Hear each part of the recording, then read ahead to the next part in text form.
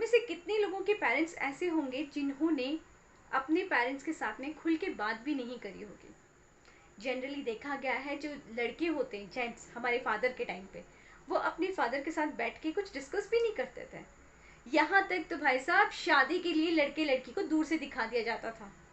बात करना तो बहुत दूर की बात है, फोटो देख ली बस। और उससे पहले तो फोटो भी नहीं दिखती थी, शादी हो गई, जिंदगी बितानी है उनके साथ में। उस वक्त लोग कैसे एक्सप्रेस करते होंगे अपने आप को। आज हमारे पास बहुत से गैजेट्स हैं, बहुत से सोर्सेज हैं एक्सप्रेस करने के।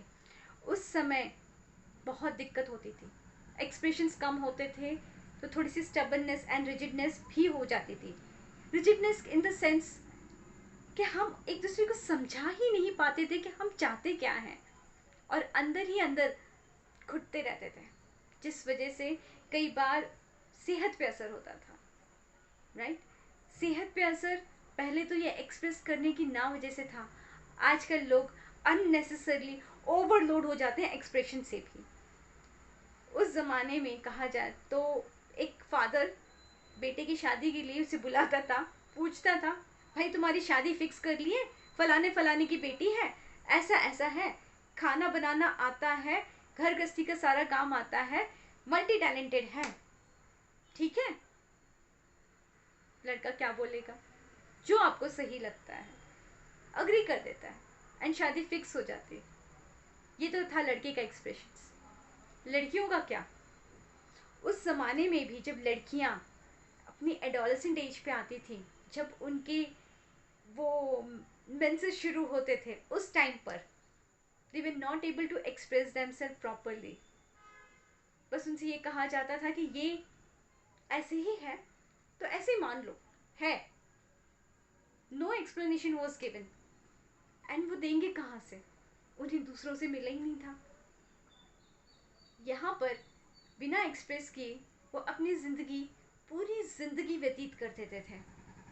नो डाउट रिलेशनशिप्स बहुत अच्छे थे, लेकिन ये और भी अच्छे हो सकते थे अगर वो एक दूसरे से बातें शेयर करते। So then came the next generation, जहाँ हम एक दूसरे को उतना फ्रीडम देते हैं एक्सप्रेस करने का, बोलने का, बताने का। बट कई बार एक्सप्रेस करते करते लोग प्यार मोहब्बत की बातें तो कम कर पाते हैं। प्यार मोहब्बत का मतलब ये नहीं कि keep on saying I love you every time. Expressions हमारे वर्ड्स में होते हैं, एक्शंस में होते हैं, फिजिकल वेज में होते हैं, मेंटल वेज में होते हैं, जो हम आगे के एपिसोड्स में डिस्कस करेंगे।